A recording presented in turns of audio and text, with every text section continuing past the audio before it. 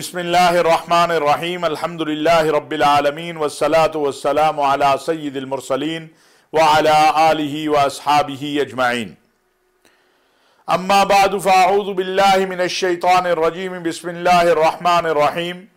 वल फितनतु अशद्दु मिनल क़त्ल। सदक़ल्लाहु मौलाना अज़ीम। नाज़रीन व सामईन, रमज़ानुल मुबारक का मुक़द्दस, मुताहिर, इज़्ज़त, अज़मत वाला महीना शुरू हो चुका है। अल्लाह तबारक व तआला का फजल व करम और एहसान है, उसने हमें ये गमखारी वाला, सब्र वाला, तहम्मुल वाला, अज़मत वाला, मग़फ़िरत वाला महीना अता किया है। इसका पहला जो अशरा है वो रहमत का अशरा है। और रहमत का अशरा क्यों अल्लाह ने पहला रखा है, मैंने ये पहले भी बयान किया, लेकिन आज फिर आपको अर्ज़ कर दूं और इंशाअल्लाह शाम के प्रोग्राम में भी आप उसको सुनेंगे कि जब कोई बंदा गुनाह करता है, किसी का जुर्म करता है, जब कोई बंदा कोई गलती करता है, किसी का नुकसान कर देता है, तो वो फिर पूछता है कि जिसका मैंने नुकसान किया, जिसका मैंने गुस्सा किया या जो भी, उसकी कैफियत कैसे है, क्या वो गुस्से में है।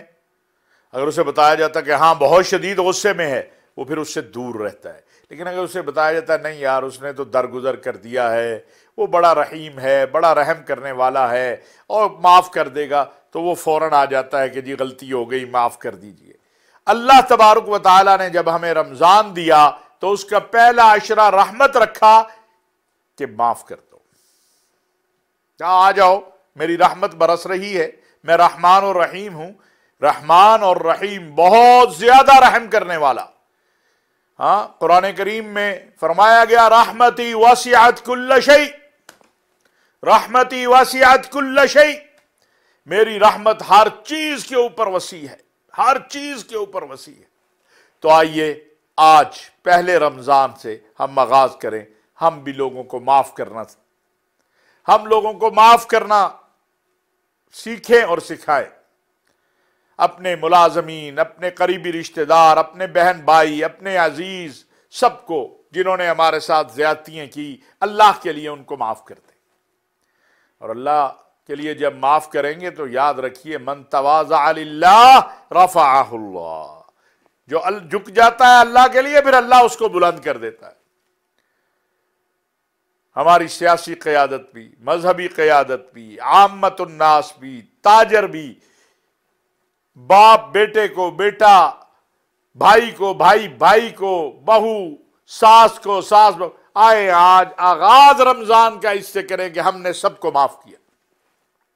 जिसने हमसे ज्यादती की, हक तलफी की, हमारा खा लिया, हमारा ले गया, माफ कर दे अल्लाह के लिए। यह क्या कि क्या अल्लाह, ये रहमत का अशरा है, ये रमजान का मुकद्दस महीना है। ए अल्लाह, मैं तेरे आगे हाथ जोड़ के तुझे अर्ज कर रहा हूं, ए अल्लाह मैंने इन सब को माफ कर दिया, तू मुझे माफ कर दे। मैंने तेरे बंदों को जिन्होंने मेरे से ज्यादती की, मेरी चुगली की, मेरी गीबत की, मेरे से झूठ बोला, मेरा माल खाया, जो भी किया, मैंने इन्हें माफ किया, तो मुझे माफ कर दे। क्यों? अल खल्क़ु अयालुल्लाह, ये जो मखलूक है ये अल्लाह का कुंबा है। तो अल्लाह के बंदों को माफ कर दोगे तो अल्लाह भी तुम्हें माफ कर देगा। तो आए, आज मुश्किल काम होता है, दिल नहीं मानता है, कहता है कैसे, लेकिन नहीं, आए, आगे बढ़े, आगे बढ़े और आगे बढ़कर हम एक दूसरे को माफ करना सीखें। अल्लाह की कसम, ये सिफ्त अगर हम में पैदा हो गई और हमने अपने गुस्सों पे काबू पाना शुरू कर दिया, हसद, गीबत, झूठ, झूठी इनाएं, कई साल भाई भाई से नहीं बोलता है, कई साल बहन भाइयों के दरमियान रिश्ता कायम नहीं रहता है। क्यों? वजह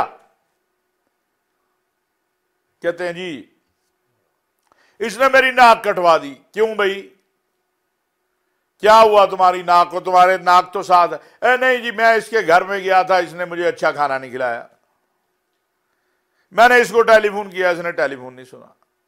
आए, सब बातों को अल्लाह के लिए माफ करके आगे बढ़े और आगाज इससे करें। अल्लाह ने कुरान करीम में फरमाया है, فسبح بحمد ربک واستغفر انہ کان توابا۔ آؤ ایک دوسرے کو معاف کر دیں، آؤ ایک دوسرے کو معاف کر دیں۔ رب العالمین ہمیں ہمت اور طاقت دے کہ جن لوگوں نے ہمارے ساتھ زیادتیاں کی، ظلم کیے، ہم نے جن کے ساتھ کیے، رب العالمین ہمیں بھی معاف کر دے اور ان کو اجر عظیم دے دے جن کو ہماری وجہ سے نقصان ہو گیا۔ خود بھی ہم ان سے معافی مانگ لیں۔ میں تو اس ٹی وی کے ذریعے جو سن رہا ہے، دیکھ رہا ہے، اگر میرے سے کسی کے ساتھ زیادتی ہوئی، کوئی تلخ کلامی، کوئی غیبت ہوئی، میں سب سے معافی مانگتا ہوں۔ اللہ کے لیے ہم سب ایک دوسرے کو معاف کر دیں۔ ناظرین، جو میں نے قرآن کی آیت تلاوت کی ہے، وَالْفِتْنَةُ أَشَدُّ مِنَ الْقَتْلِ، آج جو ہمارے ملک کے حالات ہیں یہ ہم سے بہت سارے تقاضے کرتے ہیں۔ اس وطن نے اللہ کے بعد ہمیں عزت دی ہے، اس وطن کی مٹی نے ہمیں پیار دیا ہے، یہ وطن ہماری پہچان ہے، یہ وطن جو لا الہ الا اللہ محمد الرسول اللہ کی بنیاد پر قائم ہوا ہے۔ ہماری ذمہ داری ہے کہ ہم اس وطن کی سلامتی، استحکام اور اس وطن کی بقا کے لیے اور اس وطن کی اصلاح کے، اس وطن کے معاملات کی اصلاح کے لیے اپنا کردار ادا کریں۔ ماضی میں بھی ناظرین ہم دیکھتے ہیں، 1977 بھی دیکھتے ہیں اور بھی معاملات دیکھتے ہیں، کیا ملا ہے ہمیں؟ جس ملک میں پینے کا صاف پانی نہ ہو، تعلیم کے لیے اسکول نہ ہو، ہسپتال نہ ہو، فرقہ وارانہ نفرتیں ہوں، عصبیتیں ہوں، وہاں کی قیادت کو الجھنا نہیں چاہیے، سوچنا چاہیے کہ جس قوم کے اوپر ہم حاکم ہیں یا حاکم بن کے آنا چاہتے ہیں، اس قوم کے بھی کچھ ہم سے تقاضے ہیں۔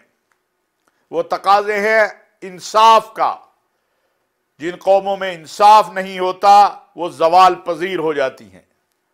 وہ تقاضا ہے عدل کا، وہ تقاضا ہے احتساب کا۔ اس میں کوئی شک نہیں، اور یہ روز روشن کی طرح حقیقت واضح ہے کہ طاقتور اتنا طاقتور ہو چکا ہے کہ اس کے سامنے نہ کوئی عدالتی نظام، نہ کوئی پولیس، کوئی سسٹم اس کے سامنے کھڑا نہیں ہوتا، اور مظلوم اتنا مظلوم ہو چکا ہے کہ وہ مایوس ہوتا چلا جا رہا ہے۔ یہ 22 کروڑ کا ملک ہے، اس سے بھی زیادہ کا۔ آج جب رمضان کا آغاز ہے تو میں اپنی پوری قیادت سے ایک سوال کرنا چاہتا ہوں کہ لاکھوں بچیاں جہیز کی وجہ سے ہماری گھروں میں بیٹھی ہوئی ہیں، کبھی ہم نے ان کا سوچا ہے؟ وراثت میں بیٹیوں کو حق نہیں دیا جاتا، بہنوں کو حق نہیں دیا جاتا۔ عدالتی نظام ہمارا، یہ کسی ایک عدالت کی بات نہیں، سسٹم کی بات کر رہا ہوں۔ پوتا پڑپوتا، وہ مثال ہے کہ دادا کرے پڑپوتے تک، اب تو آگے۔ کیا ہماری ذمہ داری نہیں ہے کہ ہم اپنی اناؤں کو قربان کر کے اصلاح امور کی اصلاح کی طرف چلے، معاملات کی اصلاح کی طرف چلے؟ جو حالات ہیں وہ اچھے نہیں ہیں۔ میرا ایک سوال ہے کہ کیا کہیں کوئی اخلاقی قدریں موجود ہیں؟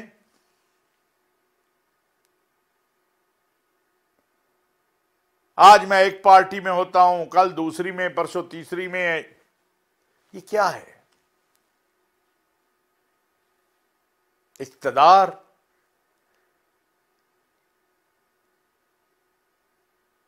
یہ سوال تو ہمیں ووٹ دیتے ہوئے بھی اپنے آپ سے پوچھنا چاہیے کہ جس کو ہم ووٹ دینے جا رہے ہیں وہ ہمارے ساتھ کیا سلوک کرے گا۔ لیکن اب یہ وقت نہیں ہے۔ آج پاکستان میں بہت اہم فیصلے ہونے جا رہے ہیں۔ سب سے پہلے تو میں اللہ تبارک و تعالیٰ سے دعا کرتا ہوں اور آپ سے بھی کہتا ہوں دعا کریں کہ یا اللہ جو پاکستان اور اہل پاکستان، اسلام اور مسلمانوں کے لیے خیر ہے وہ کر دے۔ دوسرا، جمہوری معاشروں میں احتجاج حق ہوتا ہے،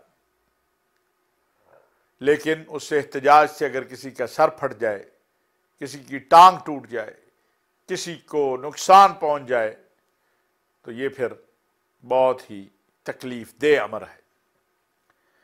میری گزارش ہے، سب سے گزارش ہے کہ خدا را احتیاط کیجیے۔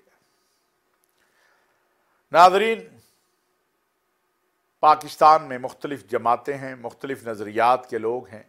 یہ جو ہم نے بہت زیادہ شدت اور نفرت دیکھی ہے، یہ نہیں تھی، یہ بڑھتی چلی جا رہی ہے۔ ایک طرف غداری، ایک طرف کفر، اور پتہ نہیں کیا کیا فتوے۔ اس سے نکلنے کی ضرورت ہے۔ اور میں یہ بات بھی عرض کرنا چاہتا ہوں کہ میں نے کل دیکھا سوشل میڈیا پہ، اول تو سوشل میڈیا کے بہت سارے ایسے لوگ بھی ہیں جو چاہتے ہیں کہ پاکستانی قوم کا، پاکستان کی کسی پاپولر جماعت کا، پاکستان کے مذہبی طبقے کا پاکستان کی فوج کے ساتھ کوئی تصادم ہو جائے۔ یہ کوشش انہوں نے بہت دیر سے شروع کر رکھی ہے۔ 9/11 کے بعد بھی کوشش کی کہ داڑھی اور پگڑی والے کا اور فوج کا تصادم ہو جائے، لیکن وہ کامیاب نہیں ہوئے۔